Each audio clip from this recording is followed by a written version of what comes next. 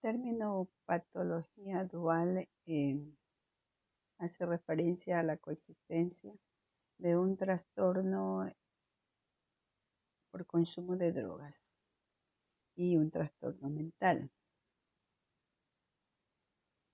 El término es la coexistencia, entonces, de ambos trastornos en una sola realidad entre los pacientes drogodependientes, lo que exige una intervención que atiendan debidamente a ambos trastornos.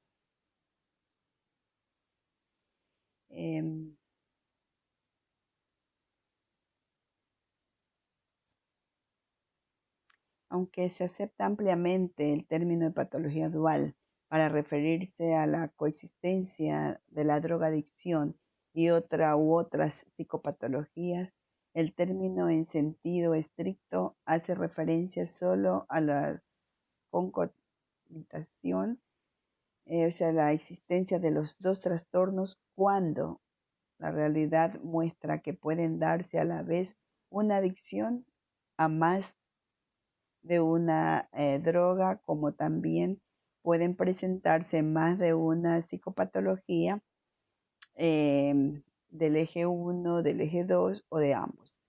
Por este motivo, cabe pensar que sería más apropiado utilizar para referirnos a esta concomitancia de trastornos el término de comorbilidad. Aunque históricamente los pacientes con patología dual eran rechazados en algunas instituciones de salud, a veces sin una indicación clara, al considerar que no eran un caso susceptible de tratarse en una unidad de salud mental, por ejemplo, si consumía o había consumido alguna droga en cantidad y frecuencia que fuese, o bien si presentaba alguna psicopatología añadida a la drogadicción, en el caso de la atención de los centros de atención a drogodependencias. Esta concomitancia no siempre ha recibido la oportuna atención y dedicación de los profesionales de los centros de atención y ha dado lugar a intervenciones claramente inadecuadas. Al conceptualizar a la patología dual, esto no es generalizable para los casos con patología dual porque, por ejemplo, los acontecimientos estresantes que en otros casos no alteran el funcionamiento de la persona, en casos de patología dual pueden impactar considerablemente, lo que convierte a estos pacientes en personas más vulnerables a la hora de afrontar determinadas dificultades que pueden influir negativamente en la atención de la patología dual.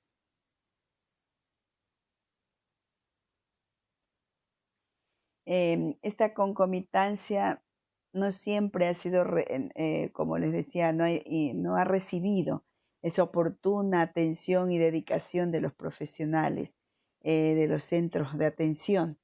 Entonces aquí tenemos que ha dado lugar a intervenciones claramente inadecuadas, porque el paciente no sigue las indicaciones terapéuticas, dice que bueno, que rechaza o que ha dejado el tratamiento, que por prescindir de intervenciones psicofarmacológicas que podrían en cierto caso resultar necesarias por los errores en la elección de estrategias terapéuticas, consumos de drogas aparentemente inexplicables, consumos abusivos de otras drogas diferentes a las que constituyen la adicción principal, y ese deterioro progresivo de la relación entre paciente y terapeuta.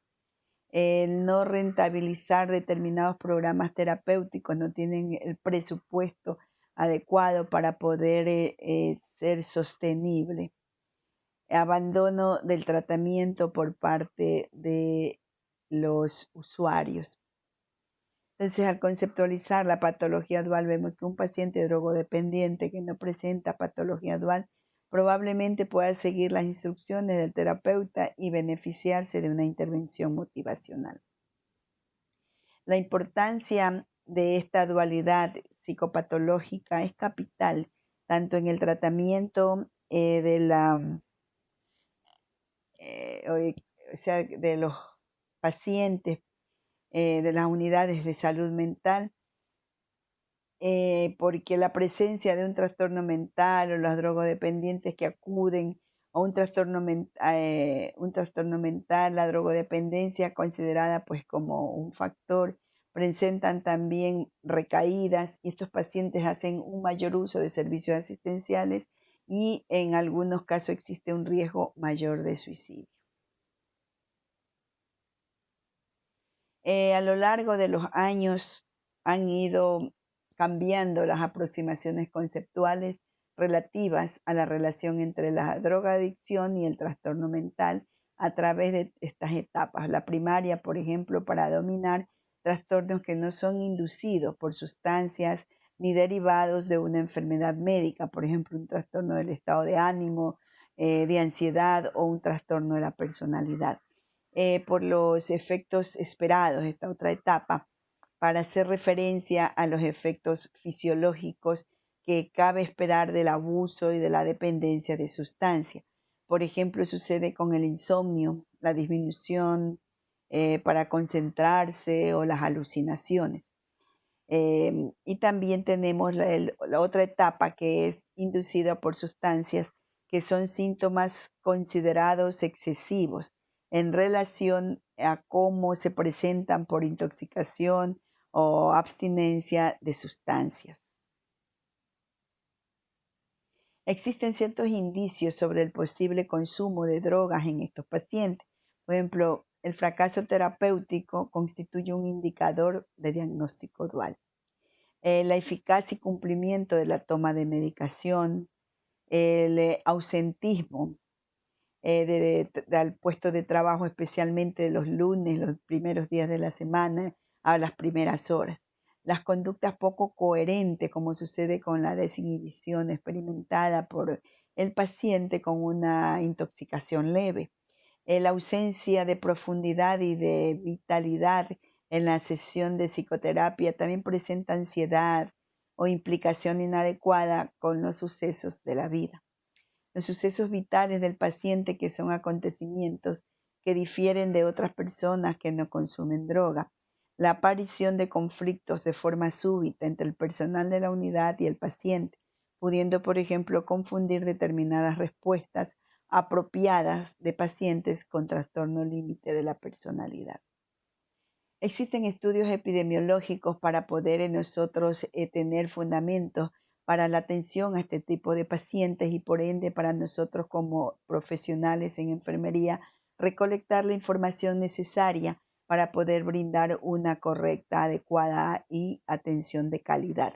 Entonces, de los estudios epidemiológicos sobre patología dual, se consideran los estudios de investigación de patología dual que son metodológicamente complejos. El diagnóstico en estos pacientes es complejo.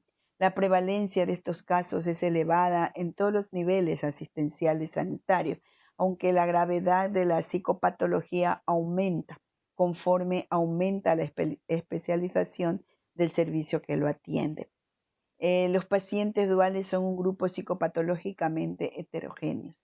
Los trastornos psicopatológicos se agrupan según presentan o no etiología en el consumo de drogas y la comorbilidad suele ser múltiple, es decir, hay diferentes patologías en para la evaluación de la patología dual, nosotros en gran parte de los problemas a los que se enfrentan los profesionales que nos enfrentamos pues en la parte de la atención de la salud mental, como así como los de drogodependencia, al abordar a estos pacientes con patología dual, se parte de las dificultades inherentes a la evaluación de síntomas y trastornos, porque en muchas ocasiones los síntomas de la psicopatología se solapan con los efectos que produce una droga o algunos trastornos asociados al consumo y son muy semejantes entre sí. Entonces, esa similitud de los síntomas pueden inducirnos a errores si no se toman algunas precauciones durante la evaluación. La ansiedad, la impulsividad, la tristeza generalizada, no seguir las normas, el engaño y las conductas explosivas, bueno, es un largo historial al decir etcétera, etcétera. Por la complejidad que conlleva discernir si la psicopatología es inducida por el consumo de drogas, se recomienda seguir una serie de pasos, como por ejemplo identificar la relación temporal entre la psicopatología y el uso de drogas para determinar si el inicio de la psicopatología está claramente vinculada al consumo de una droga. Diferenciar si los síntomas aparecen habitualmente durante la intoxicación o abstinencia del consumo o se trata de síntomas inducidos. Establecer una cronología de los trastornos para saber en qué momento aparece. Eso es muy importante. Y en cuanto a las consideraciones generales, vemos que los tratamientos integrados han sido los que han evidenciado mejores resultados, tanto en la reducción del consumo como en la reducción del número de hospitalizaciones y mejoras en diversos indicadores de adaptación personal y social. Nosotros vemos aquí pues que em, hay diferencias en el tratamiento de la drogodependencia. Cuando coexisten con un trastorno de la personalidad, la latencia entre sesiones, siendo recomendable que sea lo menor posible. La duración de las sesiones depende también, claro, del trastorno de la personalidad, porque mientras que una persona con trastorno límite previsiblemente demandará sesiones más largas, los que presentan un trastorno antisocial tienen dificultades para implicarse en sesiones de más de 20 minutos. Los familiares de estos pacientes necesitan mayor nivel de instrucción para colaborar activa y eficazmente en el tratamiento.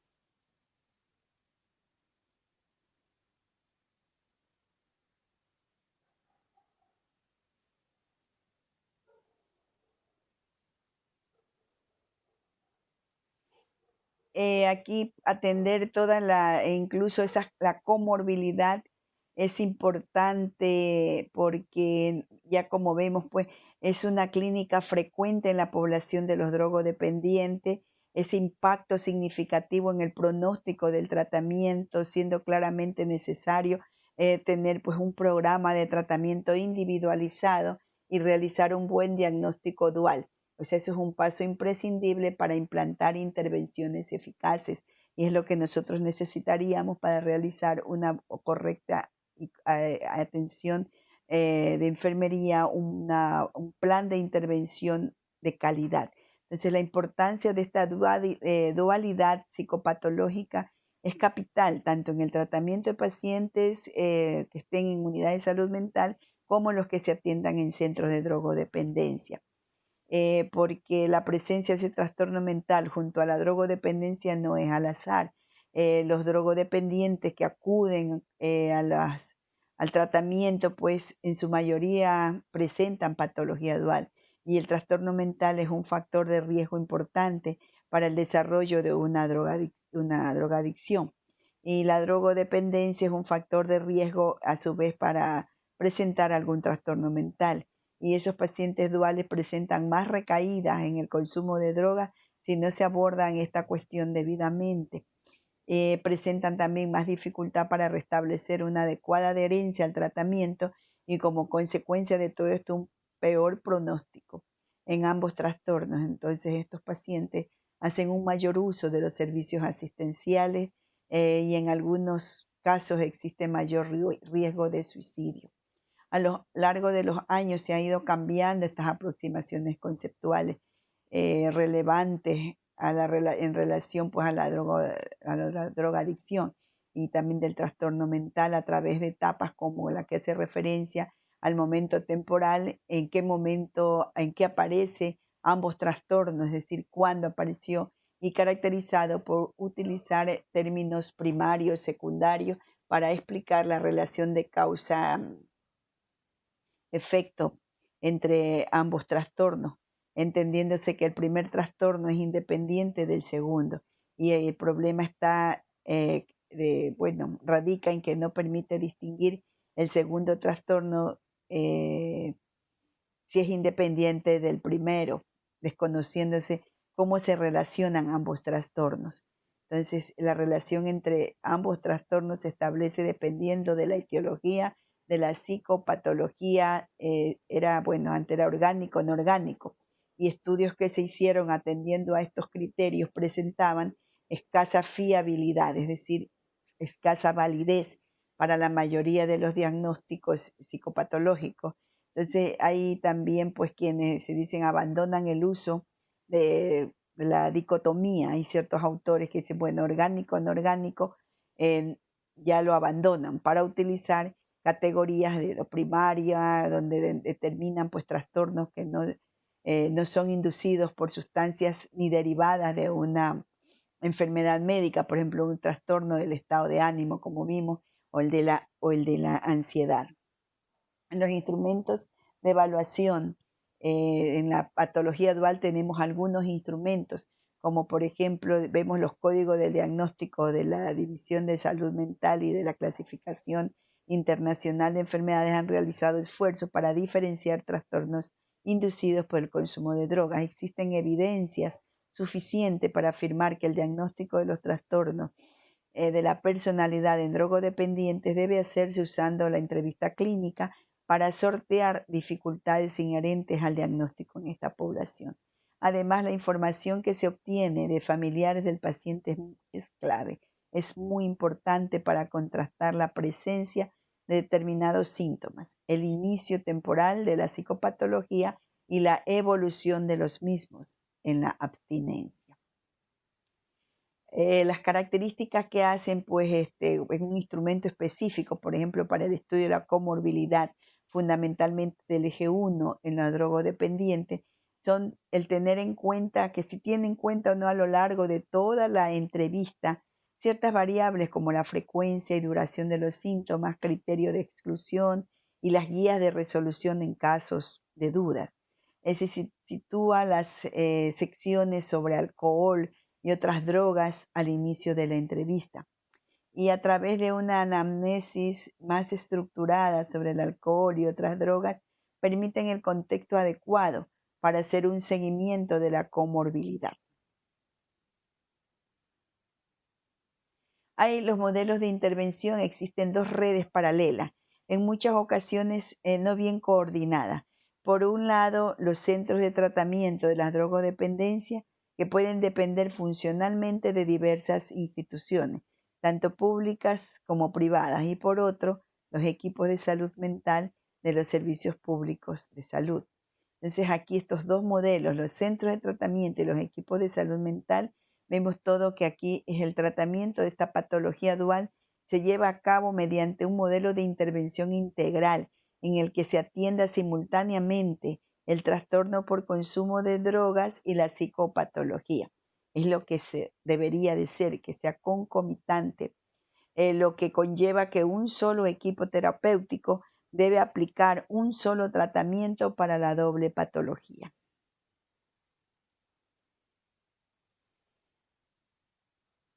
En cuanto a las consideraciones, igual aquí tenemos que ver el abordaje de la patología dual, que debe de contemplar aspectos como la comorbilidad en la drogodependencia, que debe esperarse no siendo una situación clínica excepcional, sino habitual. Cada trastorno debe ser valorado, debe ser diagnosticado para desarrollar un tratamiento específico a cada caso. La valoración de ambos trastornos debe comenzar tan pronto como sea posible. Los recursos deben prepararse para abordar a pacientes con diferentes niveles de motivación. La naturaleza de la drogadicción y especialmente cuando coexiste con otra psicopatología. En los casos en que los pacientes sean atendidos por las dos redes asistenciales, pues y a la vez por diferentes profesionales que intervienen en el caso, debe mantenerse una estrecha coordinación.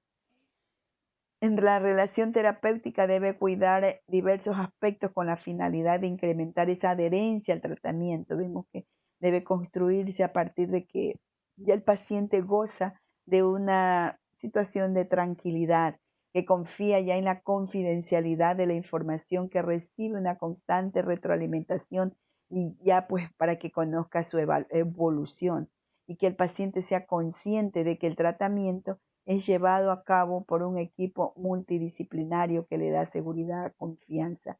Por lo tanto, él continuaría con su tratamiento, colaborando, participando. Las investigaciones, asimismo, pues lo fundamental acá para ver pues, en el tratamiento de la drogadicción, cuando ésta coexiste con un trastorno de la personalidad. Aquí se muestran evidencias, entonces la evolución de los trastornos de la personalidad establece un determinado ritmo que exige adecuar las estrategias terapéuticas a los cambios que se producen en la persona. El diagnóstico dual determina la posibilidad de intervenir certeramente, lo que influye en la evolución y pronóstico. Todo esto vemos pues que de acuerdo a esas investigaciones, en este caso en un trabajo de Becoña, un investigador, los tratamientos psicosociales son un componente esencial. Los tratamientos cognitivo-conductuales muestran su utilidad para tratar a adolescentes consumidores de alcohol con tendencias al suicidio. El tratamiento cognitivo-conductual es eficaz a corto plazo con independencia de la psicopatología concomitante asociada y las terapias de baja intensidad, también de baja exigencia y poco estructurada. Entonces, en esta parte, como los casos de patología dual son una realidad clínica, entonces no podríamos nosotros dejar de lado pues tanto en la parte de salud mental como con los problemas, los trastornos de la personalidad. Al evaluar los trastornos adictivos, nosotros vemos que esa evaluación tiene como objetivo fundamental describir el problema por el que acude una persona a tratamiento de forma que pueda llegarse no solo a diagnosticar su trastorno o trastornos y la gravedad de los mismos. El continuo de evaluación sigue una serie de fases secuenciales que suelen agruparse en pasos.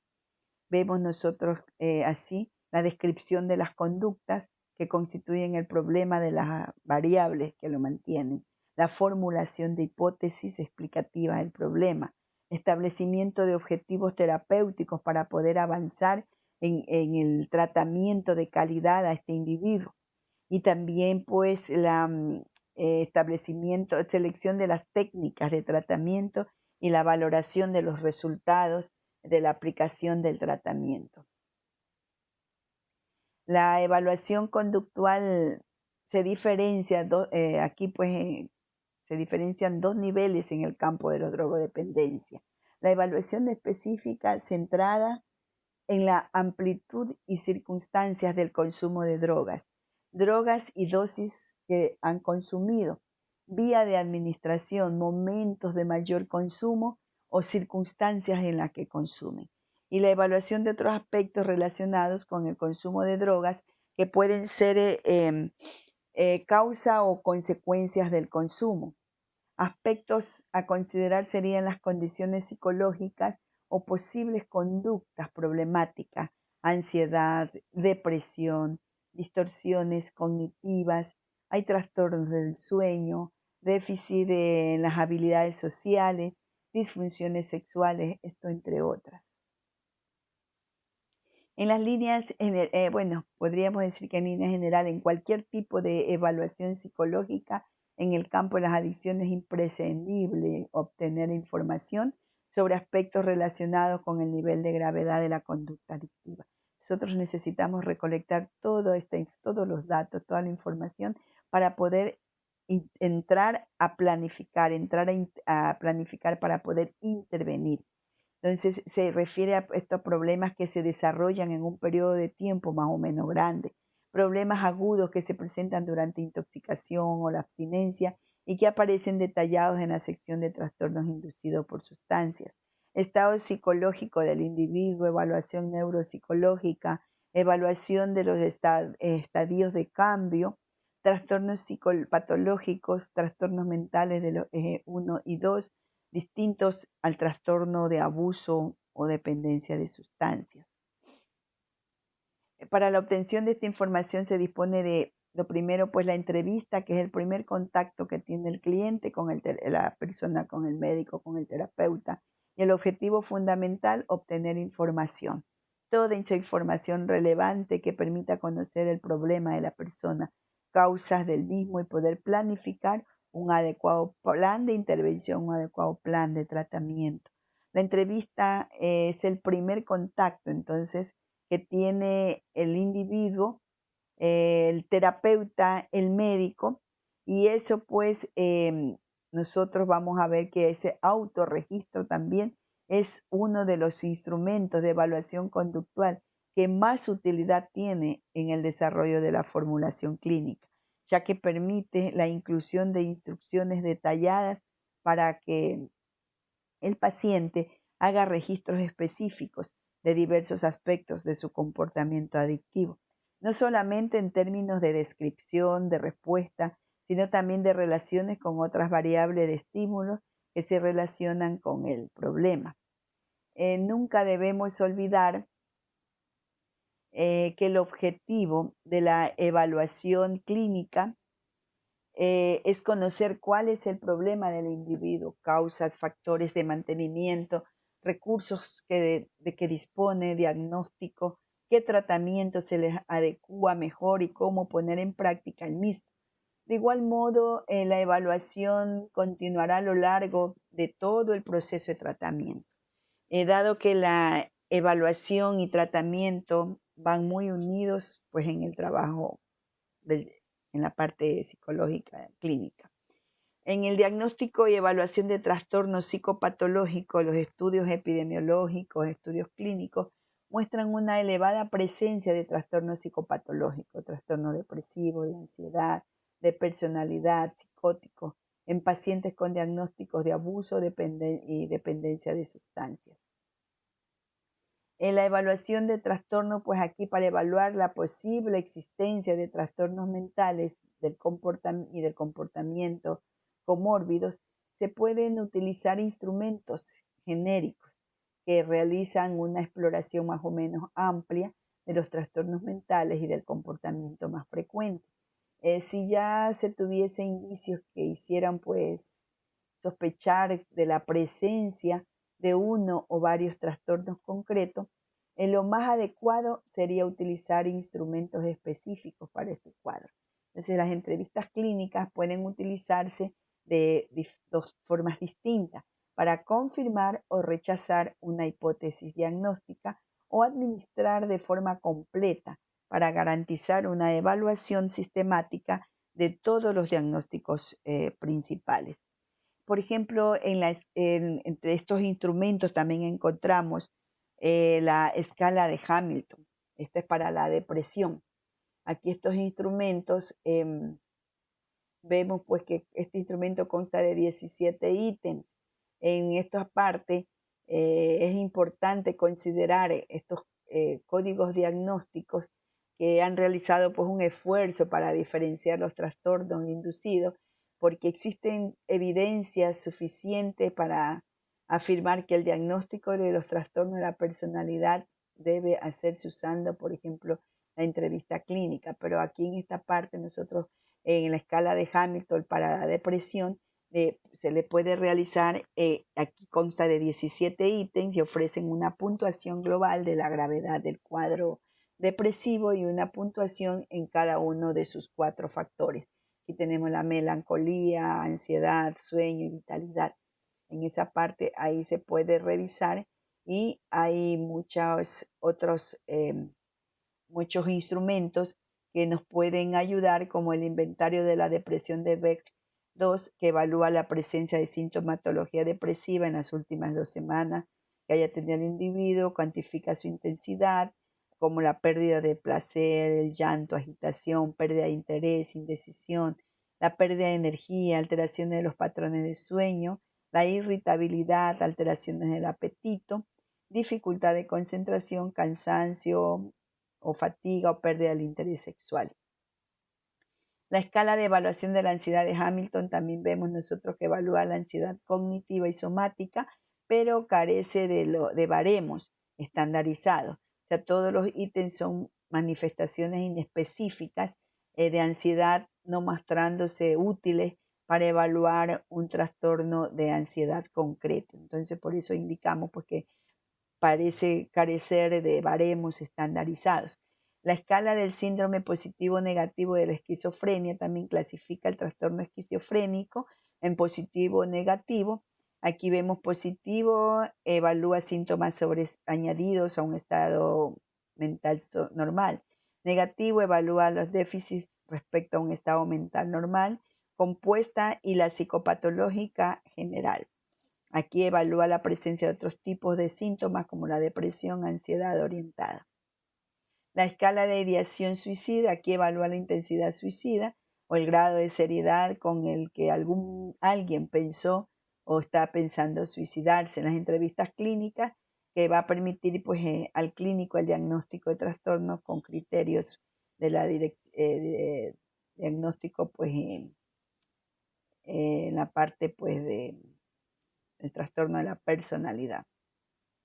El examen acá intencional de los trastornos de la personalidad también son criterios descriptivos del trastorno, son evaluados mediante preguntas que hacen referencia a 6 áreas de la vida: paciente, trabajo, el yo, relaciones interpersonales, afecto, prueba de la realidad y control de impulsos. Estos instrumentos proporcionan 2 tipos de información diagnóstica: categorial, es decir, si cada uno de los trastornos de personalidad explorada está ausente, probable o presente. Y la dimensión de cada trastorno de personalidad proporciona una medida de intensidad con la que está presente. El inventario clínico multiaxial de Millón 3.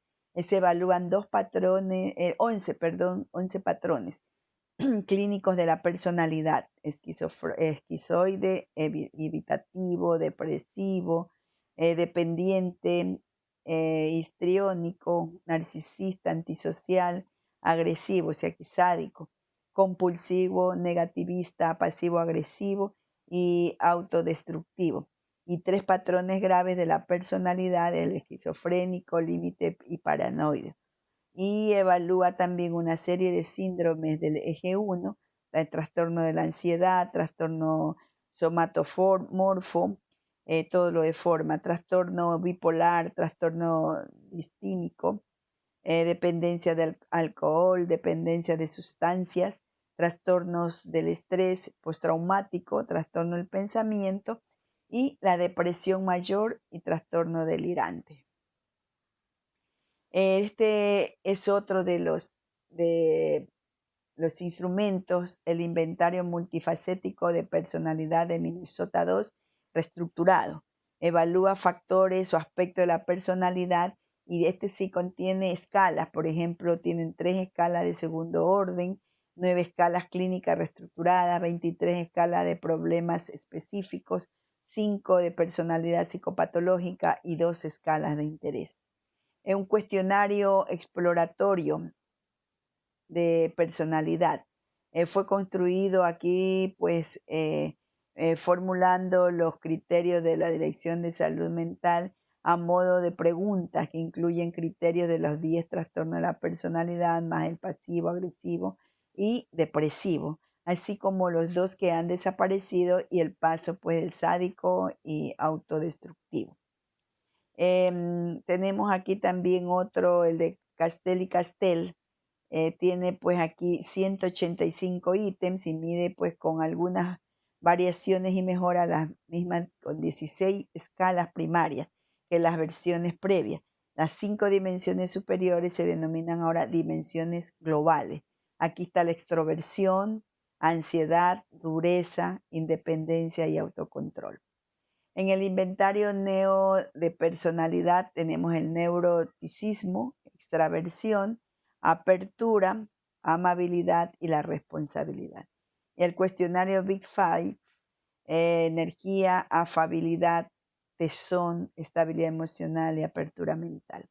Inventario del temperamento y carácter, aquí evalúan 4 dimensiones del temperamento: búsqueda de novedad, evitación del daño, dependencia de recompensa y persistencia. Y 3 del carácter, aquí está la autodirección, cooperatividad y autotrascendencia. El cuestionario de la personalidad de Eysenck, hay 3 dimensiones básicas aquí de la personalidad: extraversión, emotividad y dureza y la conformidad. En la escala de la autoestima de Rosenberg, ese autoinforme que presenta una media global y unidimensional de la autoestima. Aquí consta de 10 ítems. Puntuación es de 10 y la máxima de 40, a mayor puntuación, menor autoestima.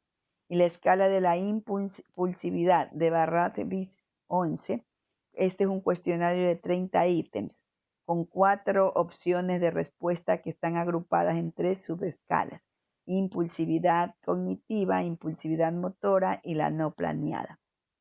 Tenemos también asimismo otra escala donde la búsqueda de sensaciones, con un cuestionario de 40 ítems con formato de respuesta dicotómica, formado por 4 subescalas con 10 ítems, cada uno búsqueda de emociones, búsqueda de excitación, desinhibición y susceptibilidad al aburrimiento. El cuestionario de esferas del control, en cambio, evalúa el locus de control interno, externo, en áreas como la eficacia personal, control interpersonal y el control sociopolítico. La evaluación neuropsicológica, aquí entre el conjunto de déficit localizado en los lóbulos frontales destacan la dificultad para iniciar o interrumpir o reiniciar la conducta, problemas de la focalización y mantenimiento, alteración de la atención, la desinhibición y dificultad para resistir las interferencias, inflexibilidad para generar hipótesis alternativas ante problemas, el déficit en establecimiento y mantenimiento de planes de acción para orientados estos siempre con una meta, faltas de regulación de conductas basada en feedback, dificultades en abstracciones y categorización de conceptos, dificultades en la recuperación guiada de la información almacenada y la alteración en el razonamiento social. En la evaluación de los estadios de cambio, vemos las escalas de evaluación del cambio. Aquí vemos precontemplación, contemplación, acción y mantenimiento, y en el cuestionario de preparación para el cambio vemos únicamente la de precontemplación, contemplación y acción. En la evaluación del funcionamiento físico y social, aquí tenemos que ver en el eje 1 que está trastornos clínicos y otros problemas que pueden ser objeto de atención clínica. Eje 2, trastorno de la personalidad y trastorno y retraso mental. En el eje 3 están enfermedades médicas, eje 4, problemas psicosociales ambientales, y eje 5, la evaluación de la actividad global, en la escala de 0 a 100 para la evaluación del funcionamiento. Entonces, esta evaluación del funcionamiento físico y social, hemos visto que desde el punto de vista psicológico no podemos olvidar que el consumo de drogas tiene una frecuencia, consecuencias negativas en otros ámbitos pues, del individuo, tales como la salud física, el ambiente familiar, laboral, problemas con la justicia, etc. Y la evaluación específica de las distintas adicciones, vemos que la evaluación general del alcoholismo crónico, un instrumento de cribado que permite detectar pacientes con posibles dependencias al alcohol. Consta de 4 preguntas con formato de respuesta dicotómica, sí o no, de 2 preguntas. Otros cuestionarios relacionados también con el consumo de alcohol, tenemos la escala multidimensional de Craving de alcohol, consta de 12 ítems, aquí agrupados en 2 factores denominados desinhibición conductual y deseo. El craving o deseo de consumo es un concepto clave en la drogodependencia y su evaluación permite tanto el diseño de la intervención dirigida al cese del consumo como la planificación de la prevención de las recaídas. Aquí vemos nosotros las escalas para el bebedor obsesivo compulsivo. Consta aquí de 14 preguntas que se agrupan en torno a la preocupación por la bebida, componente obsesivo, y consumo, componente compulsivo. Sin embargo, el análisis factorial del instrumento no refleja esos 2 factores en nuestro medio. El índice de severidad a la adicción, aquí evalúa el grado de severidad del problema en 7 áreas: estado médico general, consumo de drogas, problemas legales familiares, relaciones sociales, estado psicológico, situación laboral y financiera y el consumo de alcohol. El perfil del global del bebedor, aquí el variables de identificación donde hay que ver la edad, residencia, estatus familiar, patrón y conductas relacionadas con el consumo del alcohol, factores desencadenantes, hábitos familiares, bebidas preferidas, motivaciones hacia el tratamiento y también las expectativas ante el resultado de la terapia. En el inventario de situaciones de bebida, vemos aquí un alto riesgo clasificadas en las dimensiones del modelo de prevención de recaídas, de Marlatt y Gordon. Aquí intrapersonales e interpersonales. En la intra vemos emociones desagradables, malestar físico, estados emocionales positivos. Y en las interpersonales, conflictos con otros, presión social para beber, situaciones agradables con los demás. El test de dependencia de la nicotina, está la característica de la nicotina en sangre, permite ser utilizado para medir el grado de dependencia fisiológica, la relación entre el cuestionario y las medidas fisiológicas de fumar, pues que vemos que es alta. En la escala del síndrome de dependencia de la nicotina, aquí los criterios pues que permiten evaluar un factor general de dependencia de nicotina, hay 5 aspectos: el impulso, prioridad, tolerancia, continuidad y la estereotipo, que todo eso evalúa por la monotonía de fumar. Y el cuestionario de severidad de la dependencia a opiáceos, aquí hay cantidad de administración, patrón de consumo, síntomas físicos de abstinencia, síntomas afectivos de abstinencia, consumo de opiáceos y a otras drogas, la rapidez de la instauración de síntomas de abstinencia después de reiniciar el consumo de opiáceos tras un periodo de privación de la droga. Aquí iniciaríamos el PAE, es decir, el plan de atención de enfermería, un ejemplo para la patología dual. O sea que tendríamos que iniciar con el diagnóstico de enfermería, viendo pues el mantenimiento inefectivo de la salud, manifestado por abuso, dependencia de sustancias tóxicas y falta demostrada de conocimientos y habilidades para el mantenimiento de conductas saludables, relacionando con dificultad para mantener un estilo de vida saludable. En el NOC tenemos la conducta de búsqueda de la salud, conocimiento, control del consumo de sustancias. En el NIT, acuerdo con el paciente para determinar con el paciente objetivos de cuidados, ayudar al paciente a establecer objetivos realistas que puedan conseguirse, ayudar al paciente a desarrollar un plan para cumplir con objetivos, animar al paciente a que elija un refuerzo, recompensa suficientemente importante como para mantener la conducta, explorar con el paciente razones de éxito o si es que le falta esto, aumentar el afrontamiento, estudiar con el paciente métodos anteriores en el manejo de problemas vitales, apoyar el uso de mecanismos de defensa adecuados, ayudar al paciente a identificar sistemas de apoyo disponibles, animar al paciente a evaluar su propio comportamiento.